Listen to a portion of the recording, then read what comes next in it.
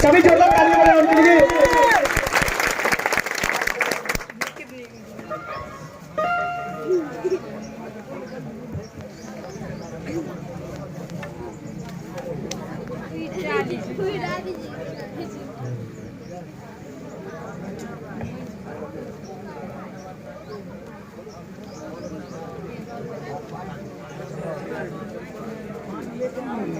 Photo खींच के बाद बंद करें, हम वीडियो बना हम वही में से तो वीडियो काफ़ी है, फोटो आ जाना वही आगे जाके चल जाए।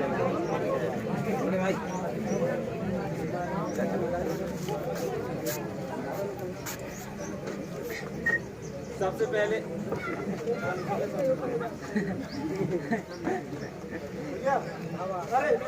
भैया चालू जी, चालू क्यों नहीं? चालू जी ये तो है दूसरा बात। हेलो हेलो, सबसे पहले मैं अपने सभी सम्मानित साथियों से एक जोश भरी आवाज में एक बुलंद नारा जिसकी आवाज मैरोनी तक जानी चाहिए। जय जय जय जय जय भीम, जय भीम, जय भीम, जय जय जय जय जय भीम, जय भीम, जय भीम।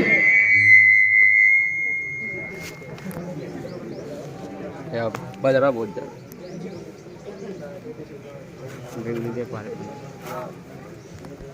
दोस्तों, यहाँ पर पधारे हमारे अध्यक्ष महोदय जी, हम लोग बहुत बहुत उनका आभार व्यक्त करते हैं जो उन्होंने अपना अमूल्य समय प्रदान करके यहाँ पर आने का कष्ट किया और लोगों को जागृत करने का कष्ट किया। इसलिए हम उनका बहुत बहुत आभार व्यक्त करते हैं। दोस्तों, आप सभी इस बात से भली भांति अवगत हैं कि बाबा साहब ने हम लोगों के उत्थान के लिए, हमारी तरक्की के लिए, हमारे भविष्य के लिए क्या कुछ नहीं किया। बाबा साहेब ने अपना संपूर्ण जीवन इस बहुजन समाज के लिए समर्पित कर दिया। लेकिन किस तरह से बाबा साहब के मूवमेंट को दबाने का काम किया जा रहा था इस देश में, किस तरह से उनकी विचारधारा को मनुवादी लोग दबाने का काम कर रहे थे। लेकिन कहते हैं ना, असत्य अधिक समय तक नहीं टिक सकता, सत्य को अधिक समय तक नहीं रोका जा सकता। सिर्फ इसे कुछ क्षण के लिए, कुछ समय के लिए दबा कर जरूर रखा जा सकता है, छुपा कर रखा जा सकता है, लेकिन इसे हमेशा के लिए समाप्त नहीं किया जा सकता। दोस्तों, बाबा साहब के बाद उनके मिशन को आगे तक ले जाने का काम किया मानवर कांसीराम जी साहब ने, जिन्होंने हम लोगों को एक नई जोत दी। हम लोगों के लिए बहुत ही गौरवपूर्ण दिन है आज कि हम लोग किस तरह से इकट्ठे हुए हैं। हमको प्रतीत होता है कि अब हमारे समाज में संगठन आ रहा है, हमारा समाज इस जुल्म के खिलाफ इकट्ठा हो रहा है। मानवर साहब के बाद अगर सीधे तौर पर कहा जाए तो हमारे माननीय भैया चंद्रशेखर आजाद जी, जिन्होंने बाबा साहब को मिशन को आगे ले जाने के लिए खुद को समर्पित कर दिया है, और उनके साथ हम सब वादा करते हैं कि हमेशा उनसे कदम के कदम मिलाकर उनके साथ चलने का काम करेंगे। लेकिन इस देश में जिस तरह से जगह जगह, गांव-गांव अगर पूर्ण रूप से सर्वे किया जाए अगर देश में, तो ऐसा देश का कोई भी कोना नहीं है जहां पर हमारे समाज को पूर्ण रूप से स्वतंत्रता प्राप्त हो।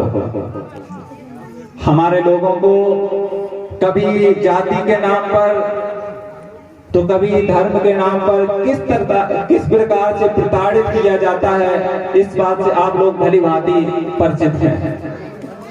किस प्रकार से जब लड़ाई झगड़े की बात हो, धर्म की बात हो, तो हमारे लोगों को कहते हैं गर्व से कहो हम हिंदू हैं। क्या कहते हैं?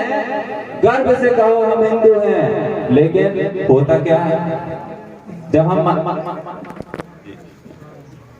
समय के अभाव में मैं आप लोगों के सामने एक स्वलिखित कविता या यूं कहें कुछ पंक्तियां आपके सामने पेश करना चाहूंगा।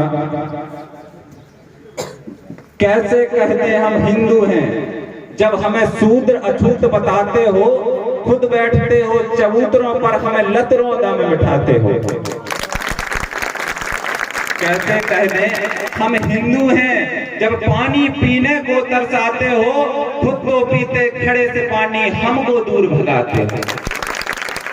कैसे कहते हम हिंदू हैं जब मंदिर से दूर हटाते हो, खुद तो करते धर्म का धंधा हमको आपस में लड़ाते हो। कैसे कहते हम हिंदू हैं जब धर्म ग्रंथ छूने पर पापी हमको ठहराते हो, खुद तो करते हवन कथा और हमको दूर भगाते हो।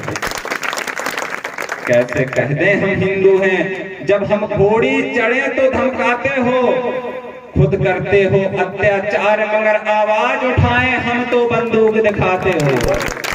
अरे कैसे कहते हम हिंदू हैं जब हमको नीच हरामी बुलाते हो, खुद को कहते उच्च वर्ण का हमको निम्न बताते हो।